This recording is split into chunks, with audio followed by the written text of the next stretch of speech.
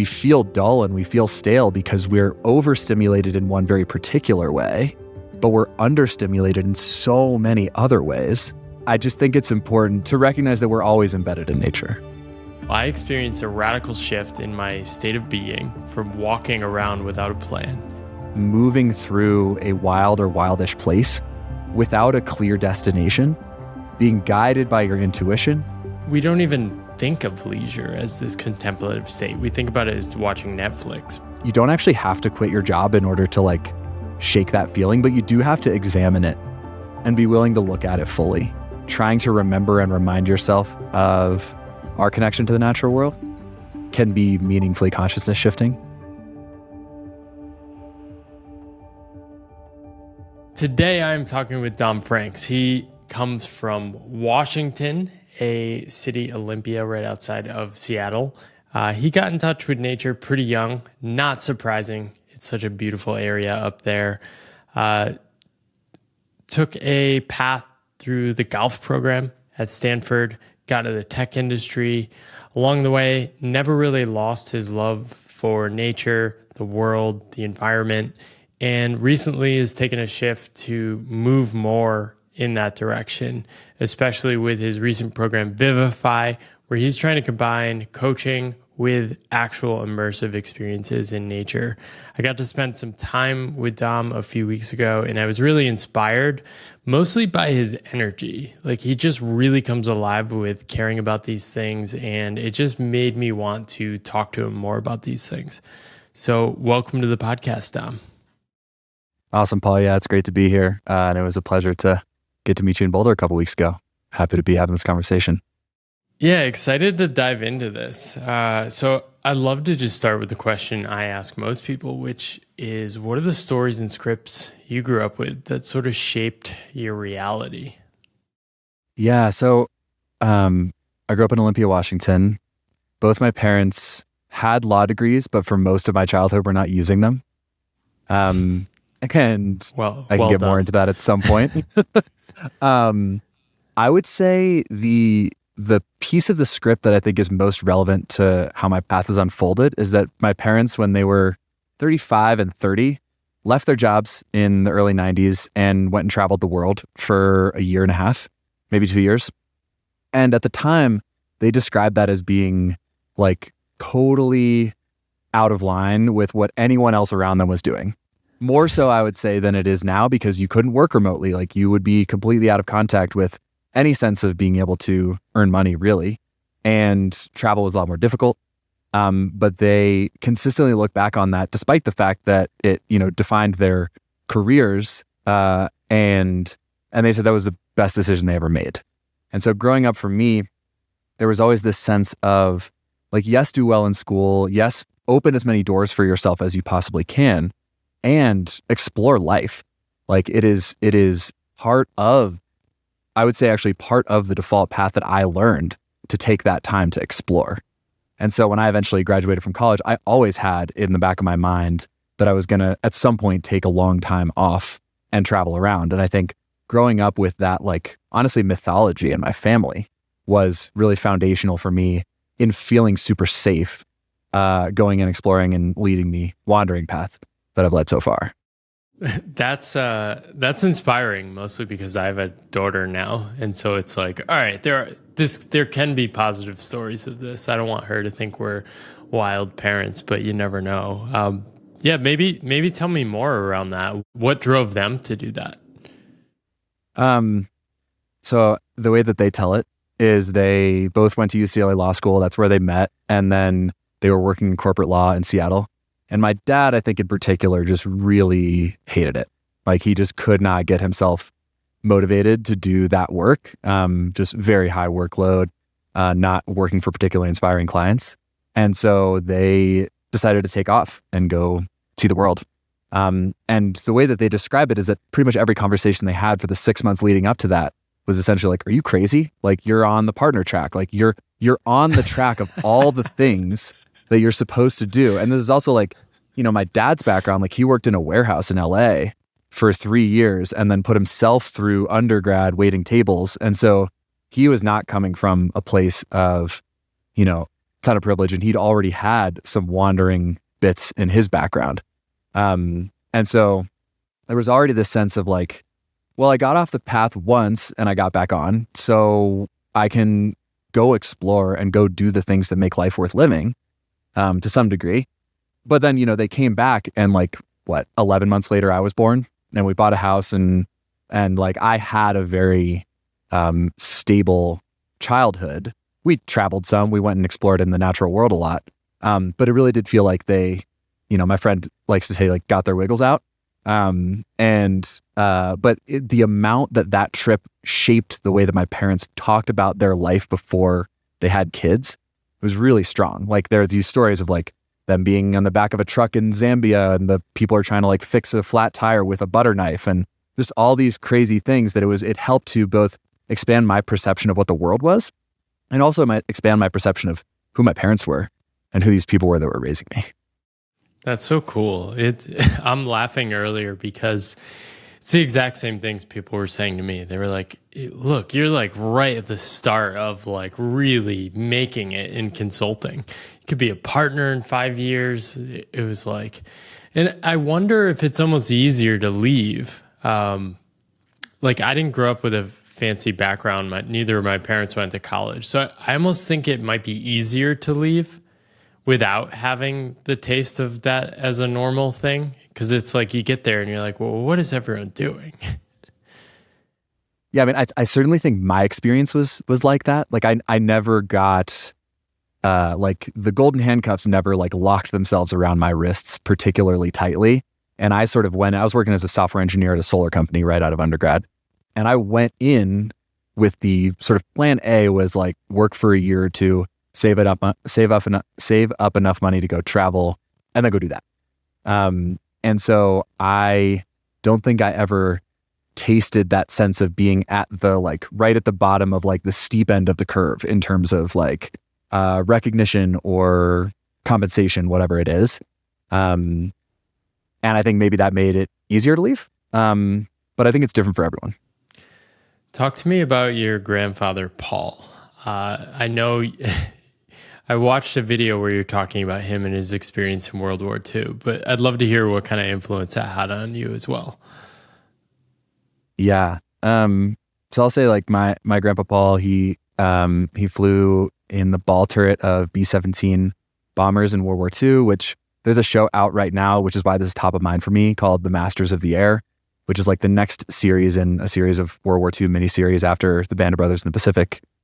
And I think maybe just alongside or maybe just second to submarine crews, being in those bomber crews was the deadliest place to be in World War II on the American side, my understanding. And my grandpa flew 30 missions over Germany.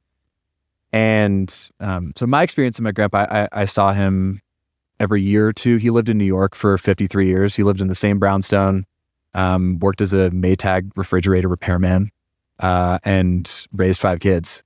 And so I got to interact with him some, but I think the last time I saw him was probably when I was 12 or 13.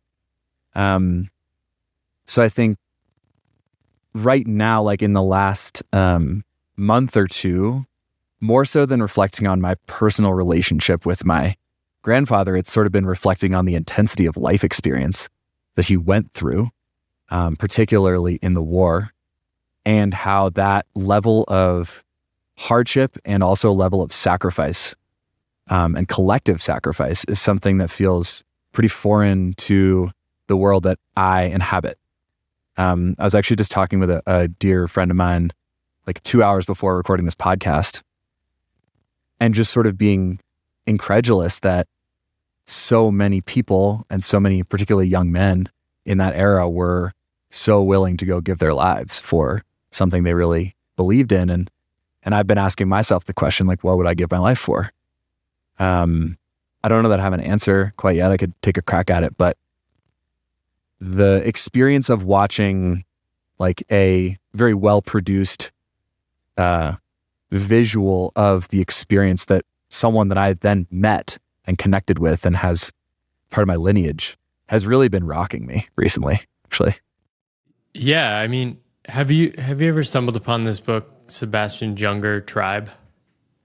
Yes, I have. Yeah, I've read it. It makes me think of that book where he just talks about how hard it is for men to come back from war because they have this such deep camaraderie of like fighting for a mission. I've been playing with this idea that we're experiencing a massive inspiration deficit, and people struggle to articulate this because we sort of have like surface level purpose, and it's like companies promise surface level purpose and do all this culture PR and do the most meaningful work of your life, right?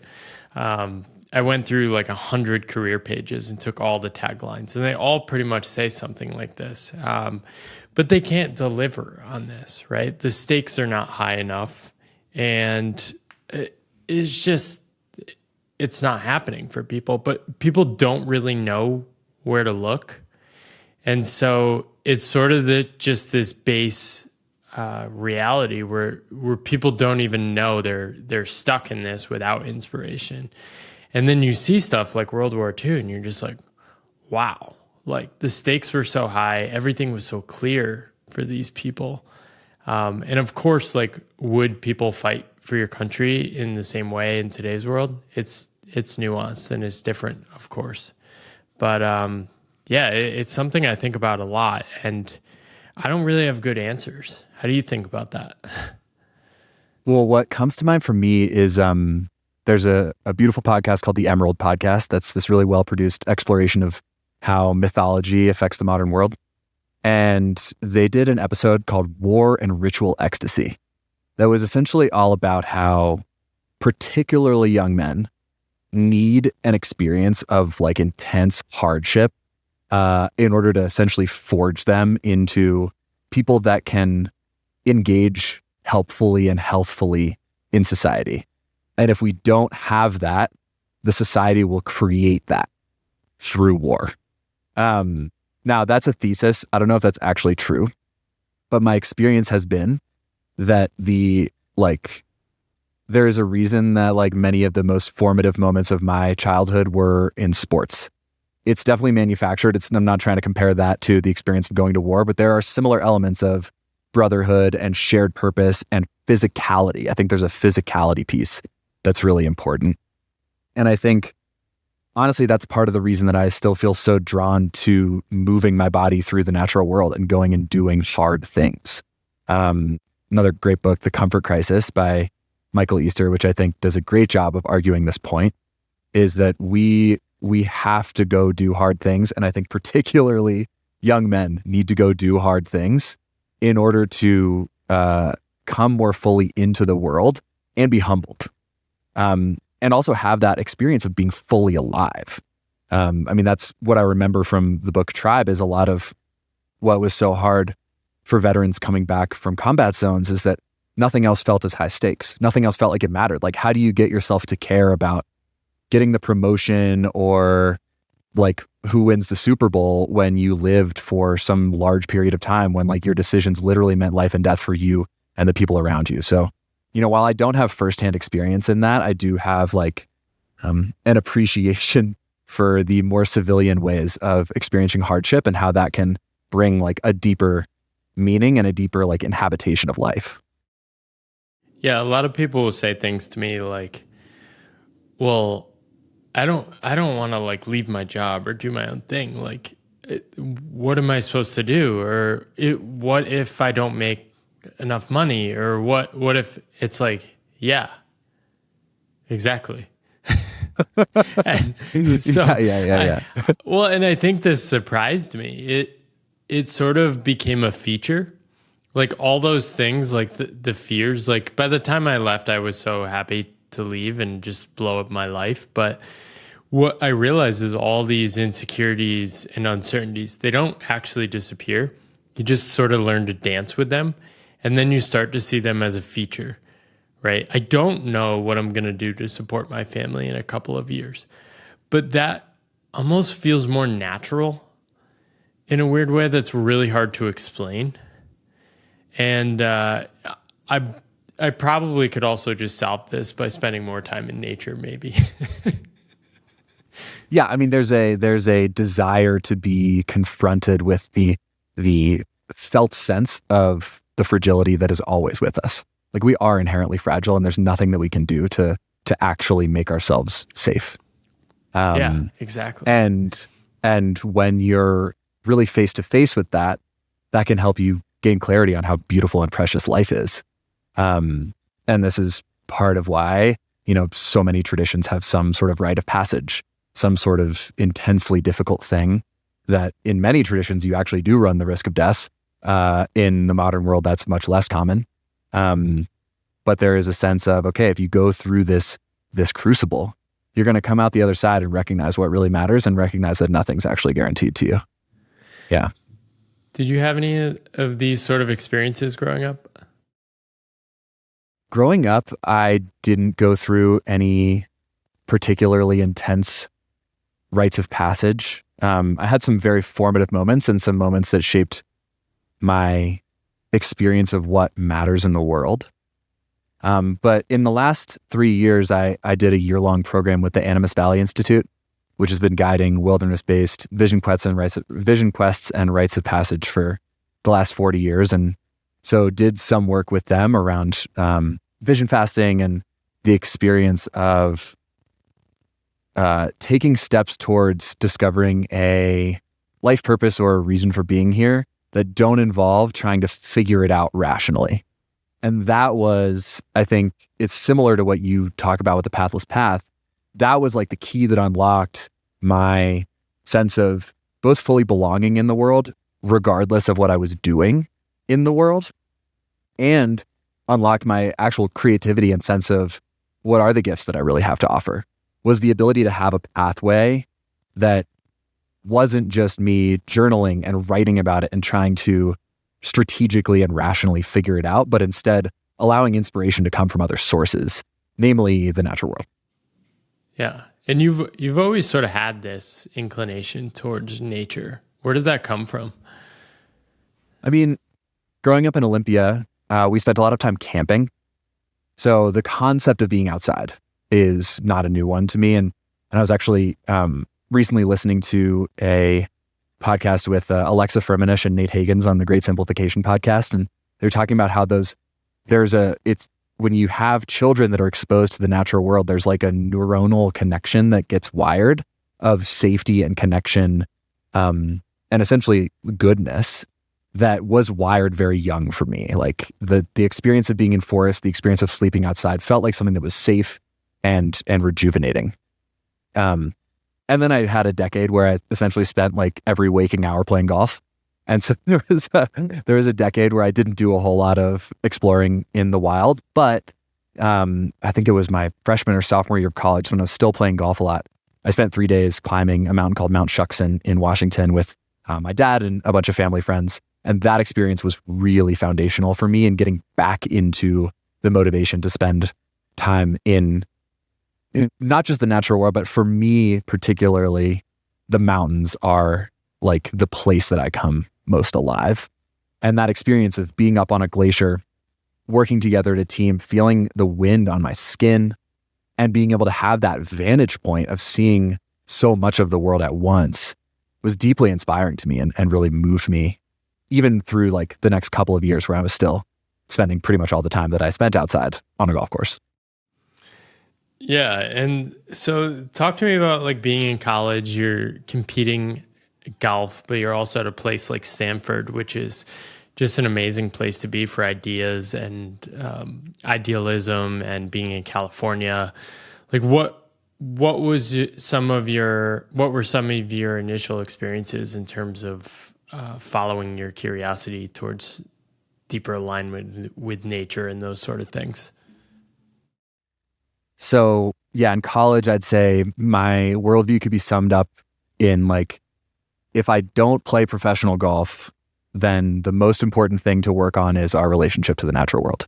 And that's always felt clear to me ever since I had like a really powerful experience in 6th grade that really put me on that track. And I was still a really motivated athlete and could see a world where I could use the platform of being a successful professional golfer to be an activist and use that as, it would be sort of a modified version of effective altruism.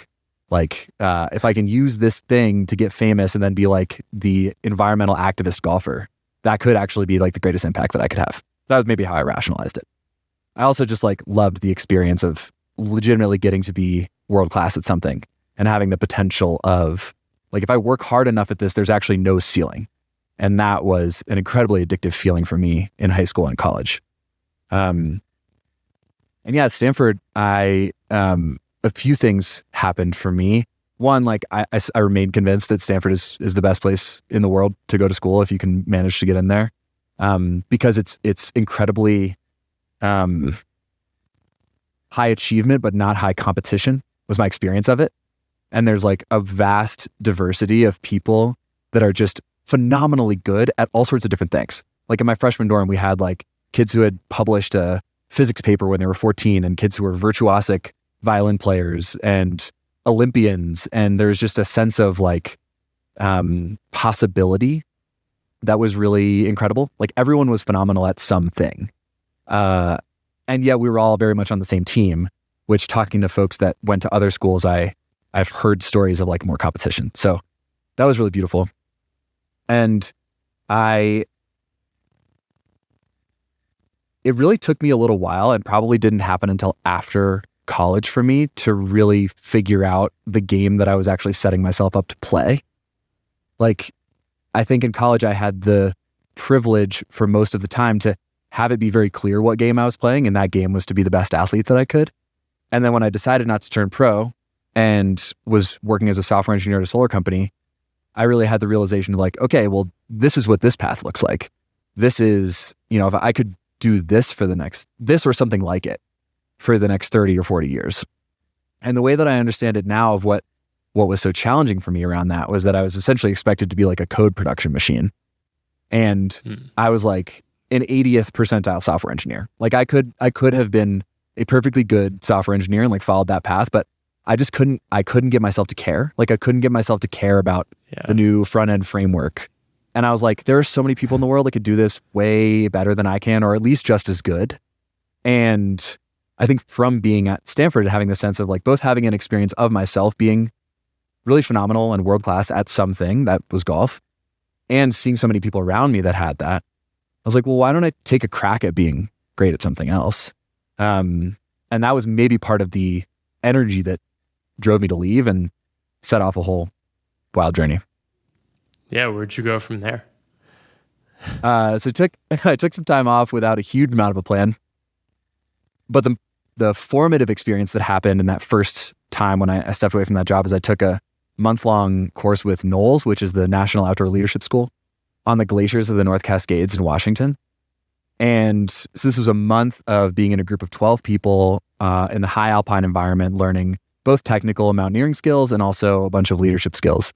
And it just was absolutely incredible. I fell completely in love with wilderness education. I was so inspired by my two instructors and just remember feeling this sense of like, we got out of the mountains and I was like, I don't want to go back after being off the grid for a month. And that was a pretty strong signal for me.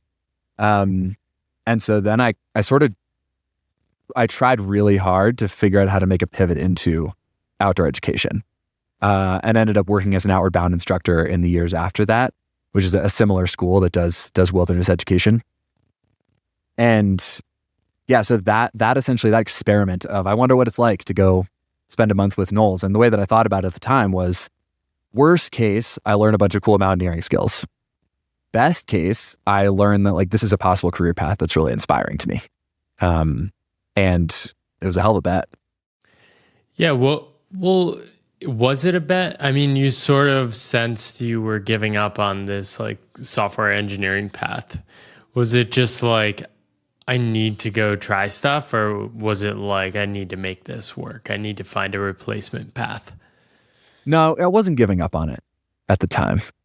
And, in the years since, I've had other jobs, not as a software engineer, but working at climate-focused tech companies. So the way I describe it is like, I've had parallel careers for the last decade or so, both working in climate tech and as a wilderness guide. And they've like sometimes coexisted, sometimes alternated, but it's been like a permeable membrane. And so it never felt to me like I was burning a bridge or really like turning my back on something. I mean, one of the blessings of at least at that time software engineering. I'm not sure how things are changing with AI making it far easier to write code, but at that time it was sort of like, if you're a reasonable software engineer, you probably always get a job.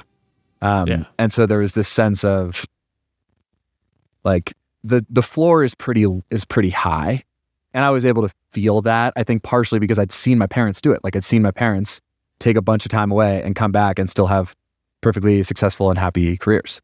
So I sort of knew that like the floor wasn't that high, so it didn't feel that scary to me. And I believe you talk about this in the Pathless Path. Like you don't have to just like quit and burn the bridge and just immediately figure out what's next. For me, it has been sort of having a foot in both worlds for a long time before figuring out the way to step more fully into maybe a pathless path or a different path. Yeah. Did you have a mental model or something set up in your head where you're like, okay, I'll go do a contract gig for 3 months, or I'm working part-time and this is going to support the exploration and going back and forth? That is what I ended up doing. I don't know that was ever actually the plan. And like, I had a really intense. Yeah, go ahead. Was there like a constraint? Like, okay, I'm not going back full time permanently, or like, what was the constraint? Does like shaping how you were thinking about mixing work and setting things up? At that time, I was so clear that I wanted to take the next step towards trying to be a wilderness educator. And I was doing like the main thing that I was doing was getting getting certifications, getting field experience, and sending out like 1 million applications. And then I was also contract software engineering in order to subsidize, because at the time I was making more per hour contract software engineering than I was making per day as an outward bound instructor. So very, very different financial reward. But, I don't think I've ever had like a plan so clearly. And there was actually a moment in like February 2020 when I was deciding whether to go back for a second season at Outward Bound. That was one of the deepest pits of anxiety of my life, because I felt this really intense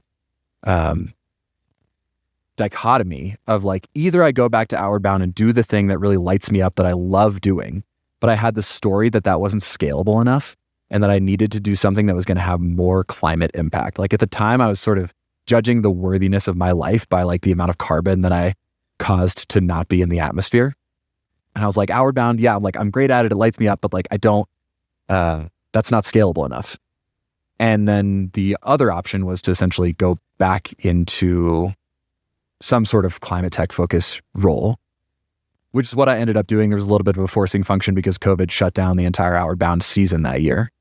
And then I got incredibly burned out in climate tech. And so it's been a little bit of a back and forth, and I've sort of had to go back to the, call it maybe default path, or maybe a better way is like path that's a lot easier to explain to people at a wedding.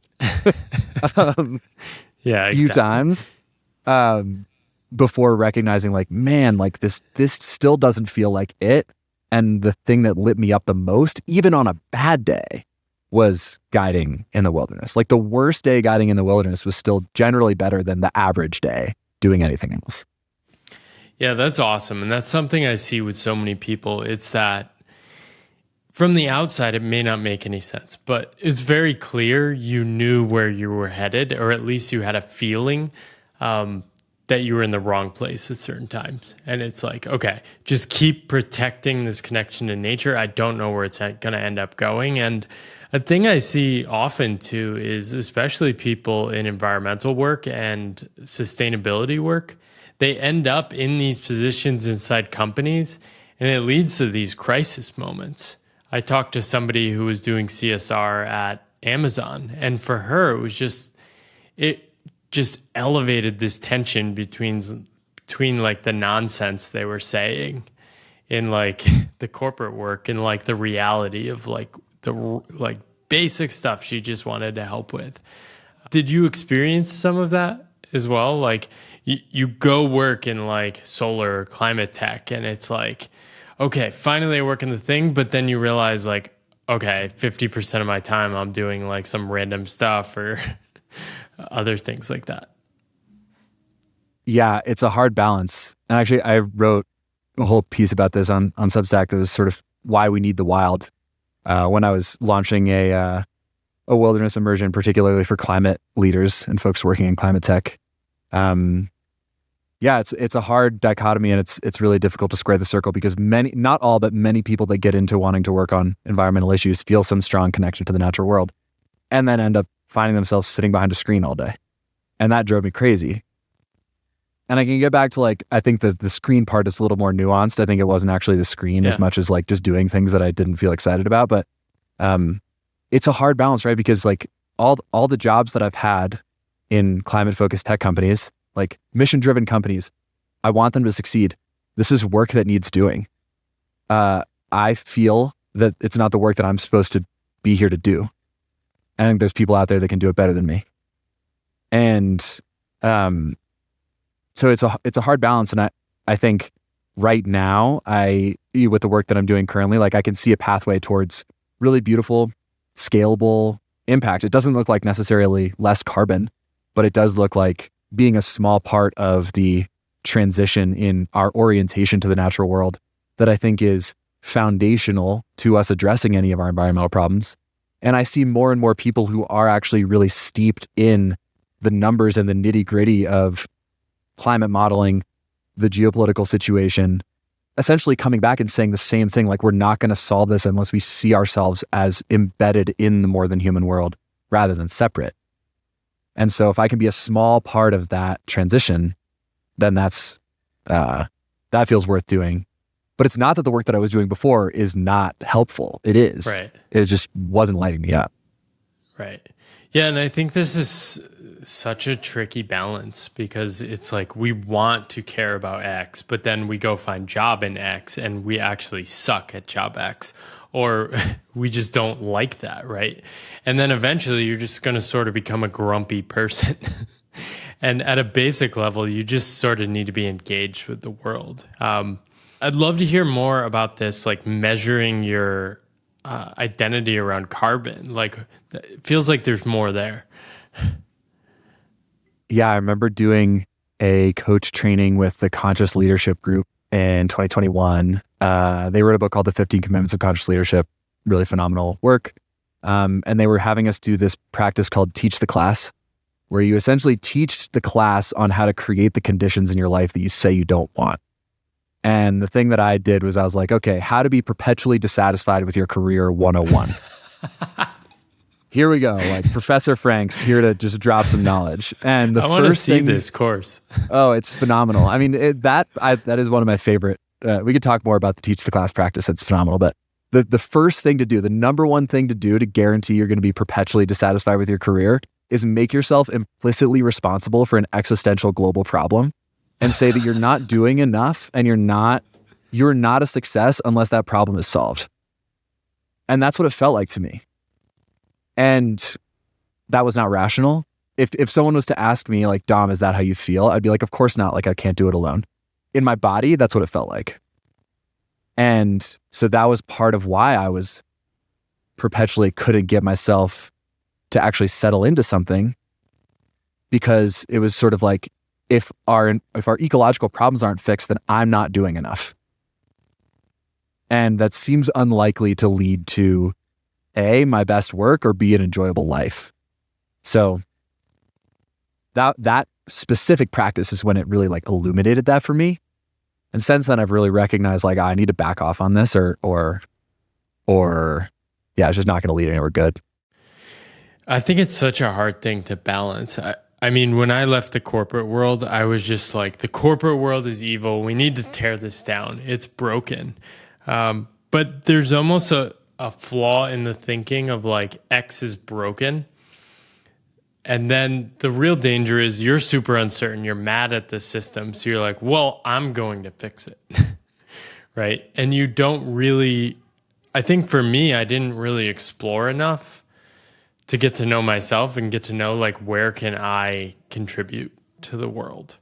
And it was only through finding a certain work where I think I was able to transcend that. And as I deepen my relationship with writing, which I think is really something I can do well, and that I can commit to for the next 30 years, a lot of that stuff sort of like softened, right? And now I sense I'm able to have more impact because I can sort of laugh about it.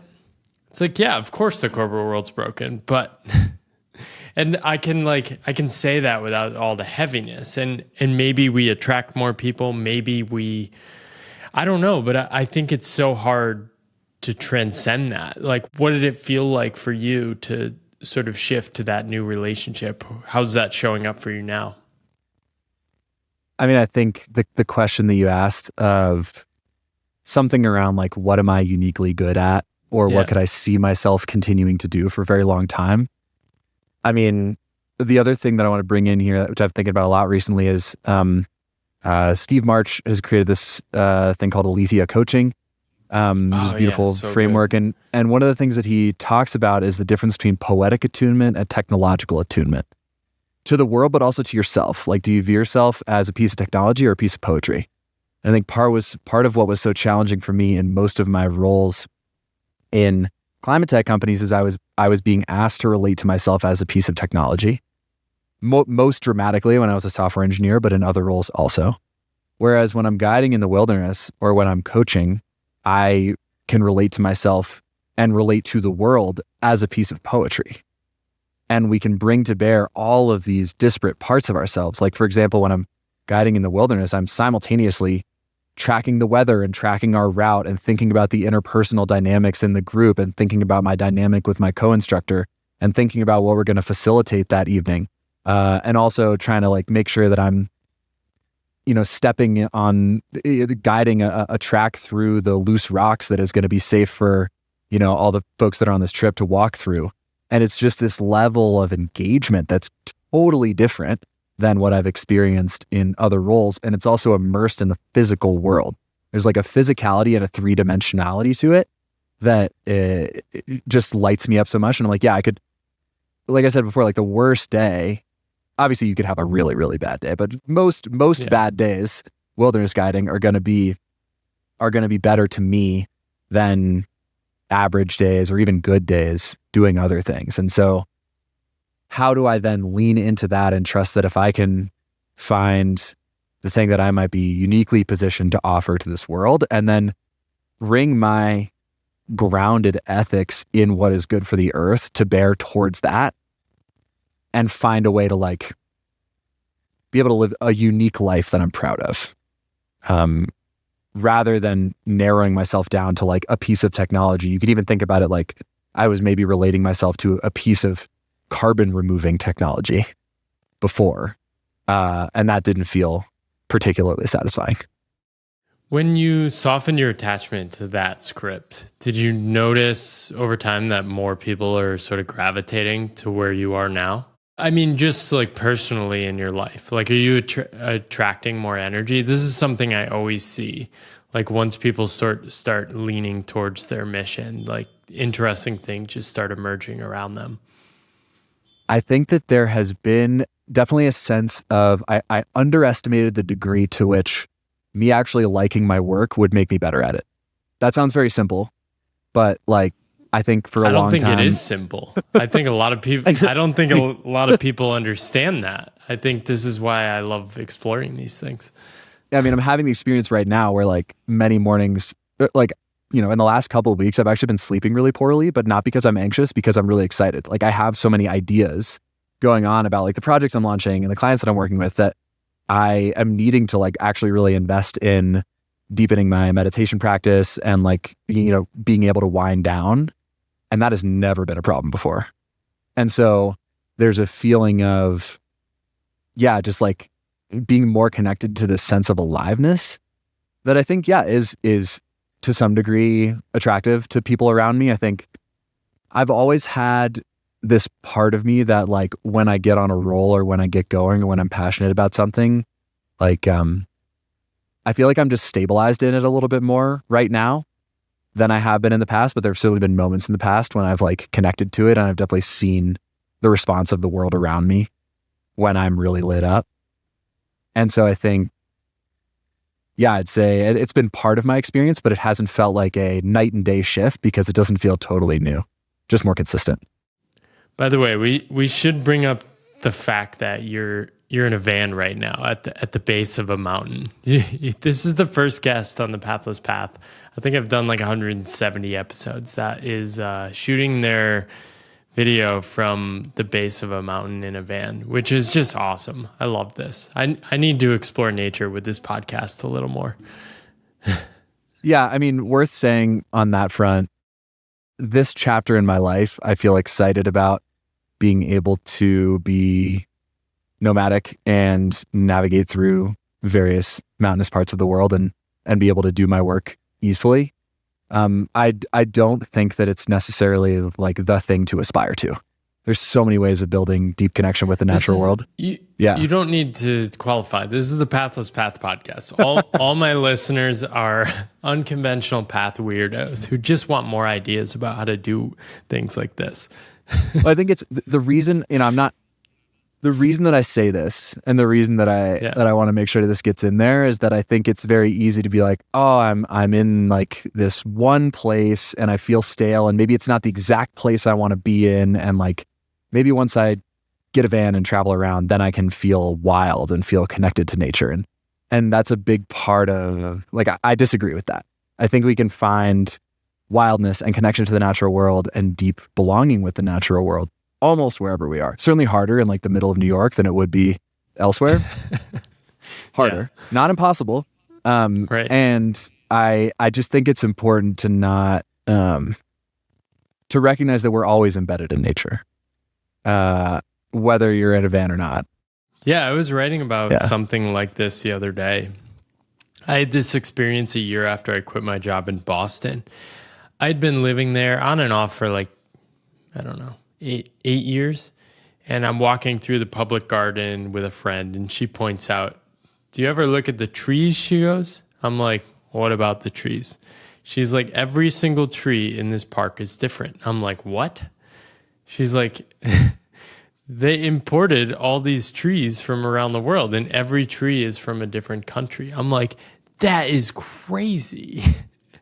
And like, it was sort of this waking up moment for me. And it was this clear signal like, Paul, you have not been paying attention, right? Like, and every time I've gone through that park since, it's just like, I have to sit down and sort of like look around. It's so amazing.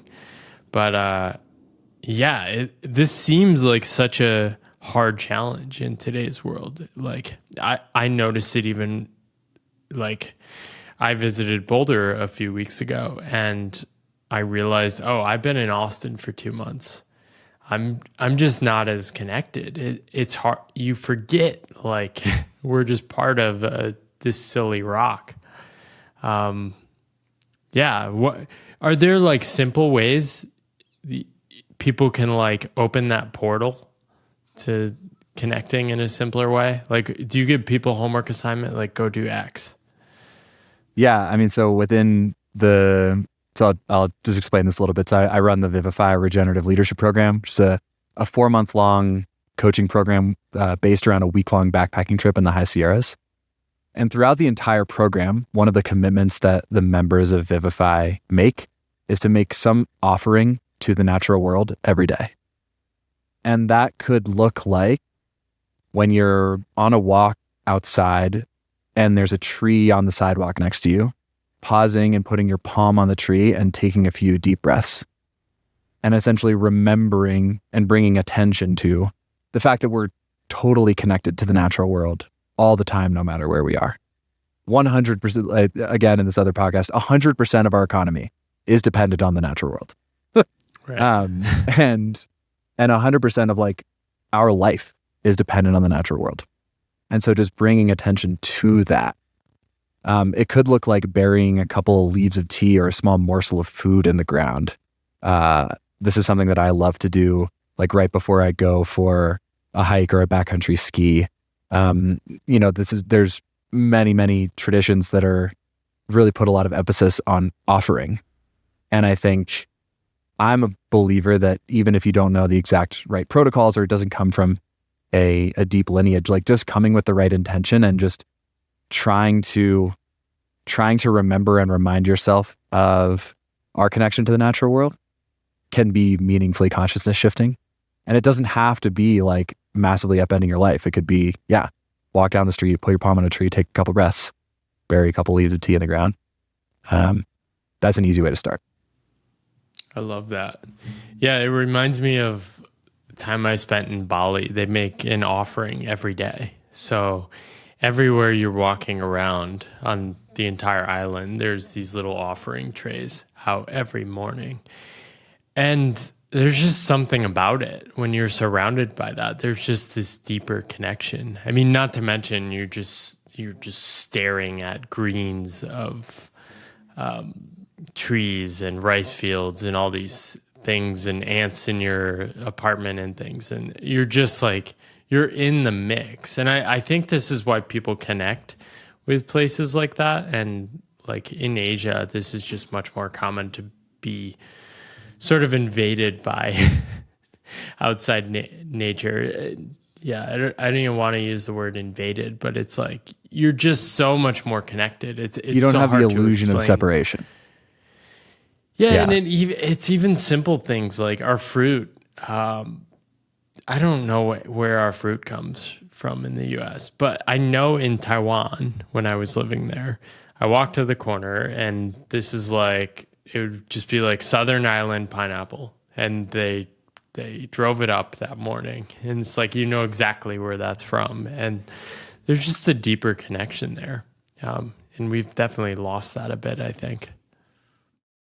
Yeah, there's a word. So there's the word the Anthropocene, which is the geological epoch that we're in now, where humans are the dominant force changing the climate.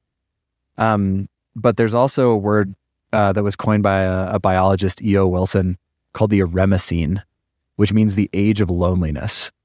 And this has to do with like both the fact that we're having a sixth mass extinction, like we're losing tons of species. And we as humans, many of us in the world, are removing ourselves from that sense of daily interaction with non-human species. Like many of us have pets, we feel really connected to them. Why is that?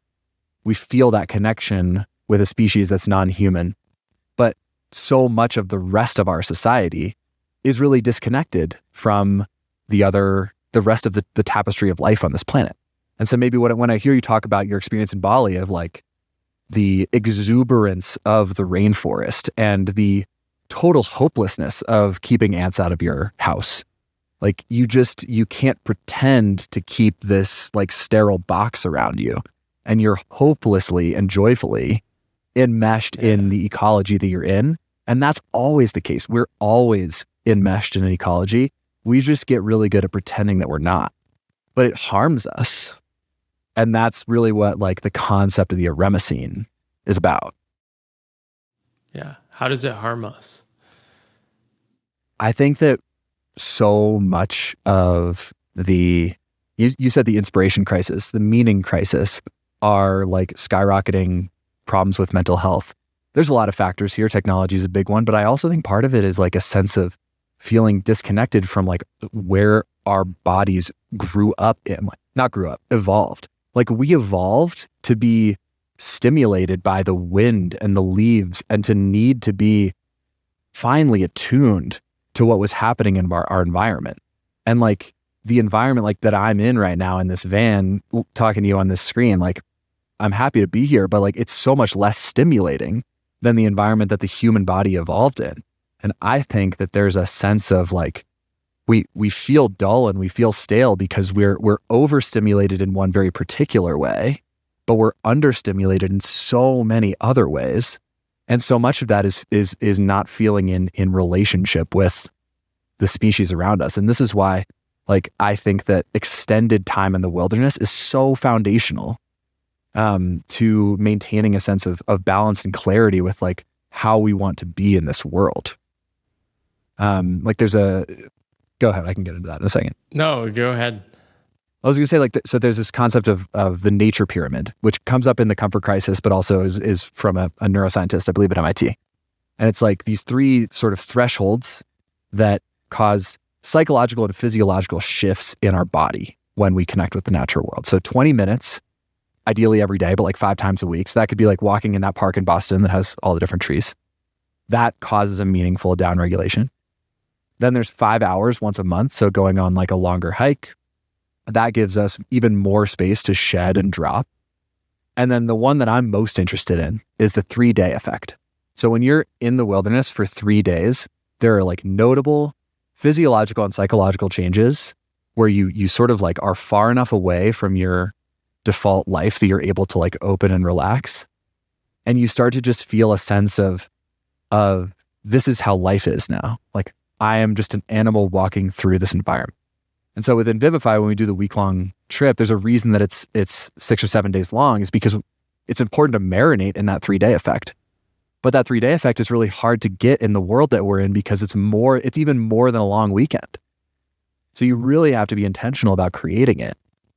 And what's interesting is that, there have been scientific studies around it, but like this is also a phenomenological or like anecdotal thing that NOLS and outward bound instructors talk about all the time. It's like, the group didn't quite come together until day three. Or like, like it's not until day 3 that everything really like settles. And this is what I've experienced guiding in Patagonia and in Alaska and all over the place, is like, there is something special that happens on day 3. And I think part of it is we start to like allow the stimulation in that we've been missing so much. That's 360 degrees and all 5 senses lit up all the time, rather than being like hyper-focused on just the one thing. Man, there's so much I want to explore. It's something I think about a lot. Something I've explored is leisure and this lost, basically contemplative state, right? And you read throughout history and people talk about this, people invoke it in nature too. And we don't even think of leisure as this contemplative state. We think about it as watching Netflix, but I didn't experience it until I moved abroad, like in a deep way. And in my first month of living in Taiwan, I didn't have any work to do. So I sort of had to wander and just sort of be in this new environment. And it happened. Like it's something I've like really struggled to articulate, because like you can intellectually say like, oh, I knew I wanted to work in this new direction and then I made money and then it works. It's like, no, I experienced a radical shift in my state of being from walking around without a plan. And that state convinced me to continue to like cultivate that feeling and sort of build a life around it. But to somebody that hasn't experienced that,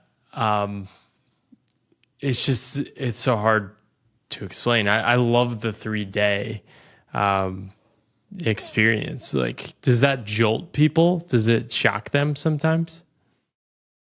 I would actually use the word like it's maybe more feels like a gradual opening rather than a jolt or a shock. Yeah. I mean, certainly there could be like some bumps in the road if you haven't spent a lot of time outside and there's a lot of new things, you're sleeping outside. It can be a little bit uncomfortable for the first couple of nights, but it's part of why it's great to go with a group and with a guide. Like I've taught many people how to sleep in a sleeping bag and stay warm. There's a bunch of like little practical things that are really helpful. But you said something earlier that I wanted to touch in on about wandering. And that's a word that I think is really important here. So in the way the Animas Valley Institute explains this and works, we do a lot of what are called wanders. And what that is moving through a wild or wildish place without a clear destination, being guided by your intuition, but also with a sense of like some sort of orientation you want to have towards the world around you or ceremony you want to enact. So a really simple version of this is to go for a wander in a wild place. So this is not a hike. This isn't like I'm going to get to the top of that mountain and then come back down. This is like I'm going to walk and allow myself to be guided by my belly button and allow myself to be guided by the intuition of where I want to go. But walk as if all the other beings and creatures around you are aware of you and happy that you're there. And just try that on for a couple of hours as you allow yourself to move exactly the way that you want to move through a park, through the national forest nearby, wherever it is. And that is an amazing way of opening your perceptions. I don't know if it's necessarily leisure in the way that you're talking about it, But I found like just simple practices like that. Like I had spent a lot of time hiking and trying really hard and rock climbing and skiing, and I still love those things. And wandering was a totally new thing for me and it was life-changing. That's so funny. When people ask, how can I improve my relationship to work? I actually start with, I say, go 2 hours, wander somewhere without a destination. And people are sort of shocked at that. But the whole point of that is basically just to sort of, you just loosen into yourself a little more. And it's all about just getting to know yourself. And when I use leisure, like if you look back in history, people saw leisure as active too. So it was this active, engaged state, and it was about this deeper connection, right? And this contemplative state can be like moving. So yeah, I think it still can apply to nature. It's just we've sort of corrupted that word. It doesn't really mean anything anymore. So people are listening and like, I'm like fired up. I want to come on the 7-day retreat now, but who's it for? Like who are you building this for? Who do you have in mind that you want to lead, and how are you thinking about these sort of experiences? Yeah, I mean, I think Vivify, I've been saying this for a long time, and I think it's very aligned with the people that are curious about the pathless path. It's really designed for folks who are, in the first third, maybe first half of their career, and it's essentially enough to like have some professional success, get a taste of like, cool, this is what it looks like, this is what it feels like. Is this really the game that I want to play? And who are yearning for more adventure and deeper connection to nature, and possibly like a reconnection to nature. Like I often have conversations with people where folks had a really powerful experience when they were in high school or in like their, a freshman dorm's orientation trip or whatever it is. But they're like missing that, and they don't feel like they have the time and space to carve that out. And then also folks who are really curious about what the work and way of being in the world that might both light them up the most and also be in meaningful service to the world is. The 3 pillars of Vivify are rapturous presence, integrated wildness, and courageous agency.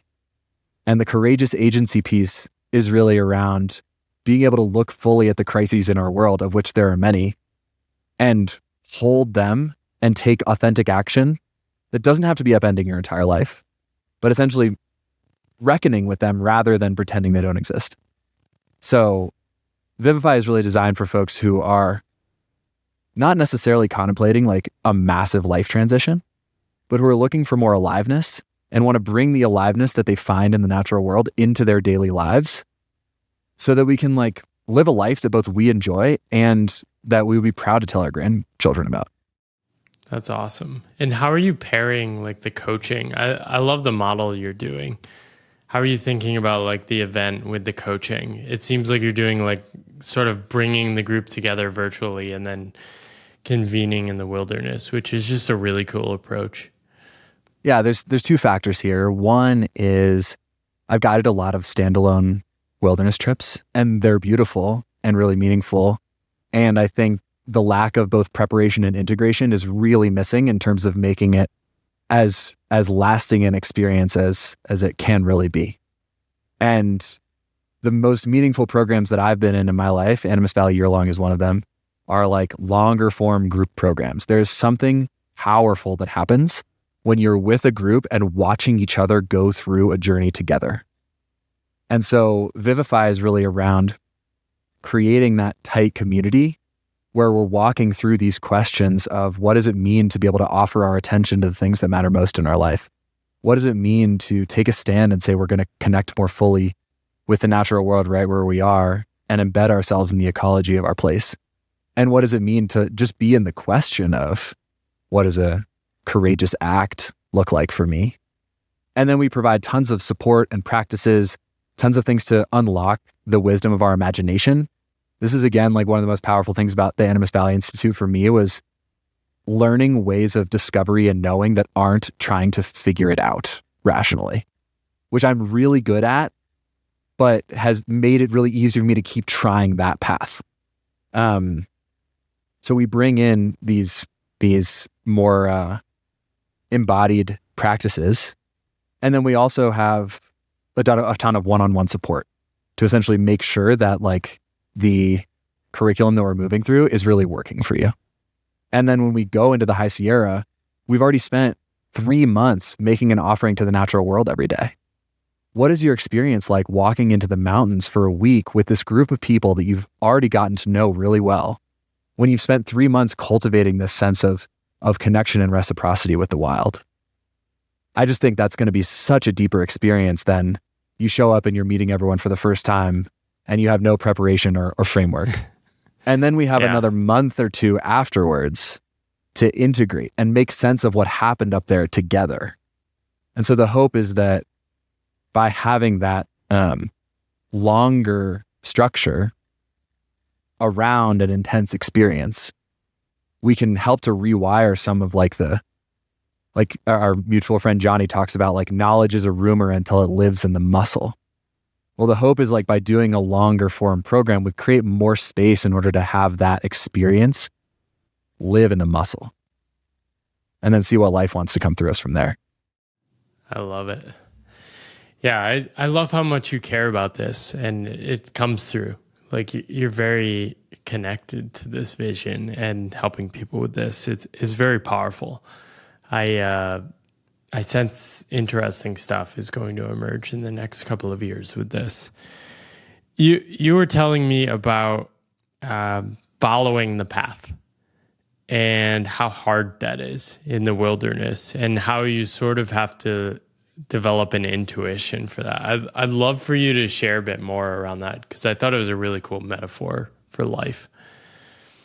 Yeah, so in the Sierra, which is my favorite place in the world, particularly the High Sierra, which is where the wilderness trip for VIVIFY is, you have a lot of these high alpine granite basins. So not hugely dense forest. Sometimes there's grass, but a lot of times it's like bare rock or like crumbled, decomposed granite. And so finding where the trail is often really not very straightforward, because you have things that look like they might be a path, little like depressions in the ground. There is a trail, but it's very unclear what it is. And my experience has been like, you start to get this sort of like Sierra Spidey sense of when you're not on the trail and when you are. And like my experience up there is like, me having spent a lot of time up there, I find it easier now to stay on the trail.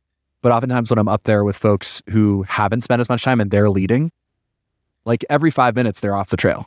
And I sort of have to be like, I think there was a turn back there that we missed and we needed to like go back and get it. It's one of those things where like most of the time you'll still get where you want to go as long as you don't like get in the wrong valley. But it has drawn my attention to the subconscious way that by having spent so much time in a place and walking these particular types of paths, I develop a sense for when I'm on and when I'm off.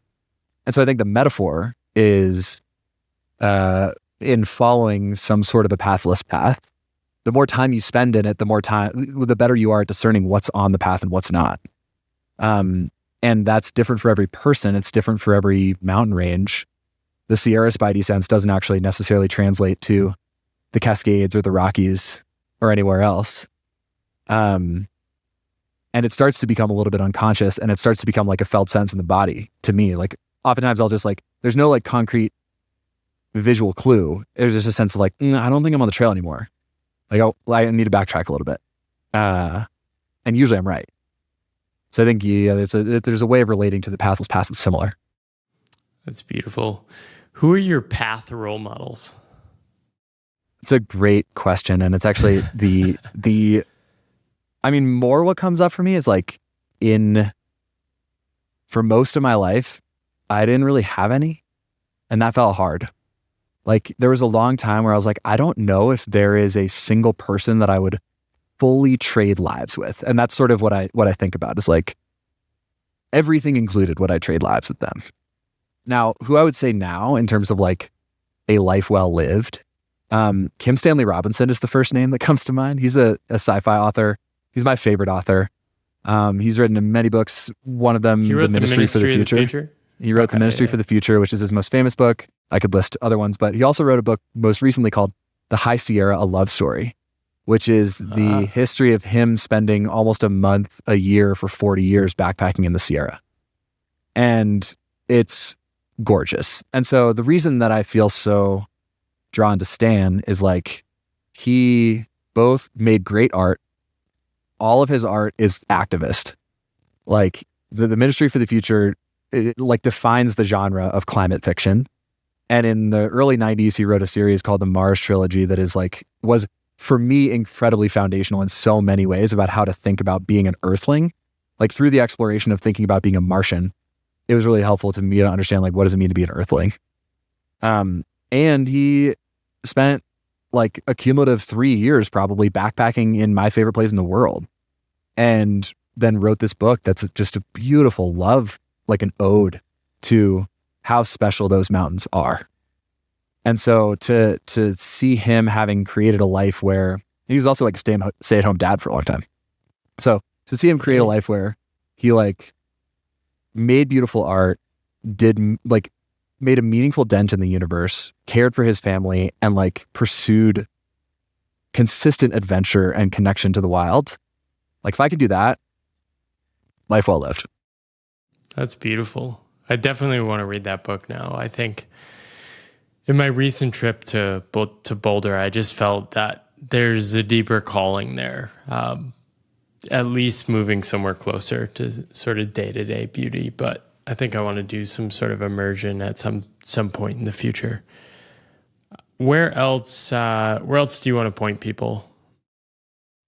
Yeah, so if you want to learn more about Vivify, domfranks.com/vivify. I'll give you everything that you need to know, and please reach out. FRANCKS, Francks. Yes, domfranks.com/vivify, VIVIFY. And please reach out if you're interested. And then the other place is I write periodically on Substack, which is the cleanest distillation of my thoughts around integrated wildness. And that's just Dom Franks, same spelling, substack.com. Beautiful. Anything else you want to leave the audience with? Really just an invitation into deeper aliveness. I think that's a cliche thing, but more and more, like I was at a wedding last weekend, and so talking to a lot of people about what they're doing professionally, and for many people, I could just feel the like drop in energy as soon as they started talking about it. And I guess my invitation is like, I know from my work with clients, like you don't actually have to quit your job in order to like shake that feeling, but you do have to examine it and be willing to look at it fully. And I think spending meaningful time in the natural world is an incredible way to remind yourself of like that you truly are just an animal on this planet, and that life is very short, and spending it doing something that drains your energy, if you have the means to avoid it, is important. But like, yeah, build a life that brings you alive and show up fully in this world that has many crises. Beautiful. Thank you, Dom. Check out Dom's work. Really appreciate this conversation. I need to go for a walk, I think. Yeah, I really appreciate it, Paul. It's awesome to be here. Thanks so much for a great conversation. Hey there. Thanks for watching that episode of the Pathless Path podcast in video form on YouTube. If you want to see more episodes, you can find links to further episodes up here, or you can subscribe over here. Thank you for your support, and I wish you luck on your own pathless path.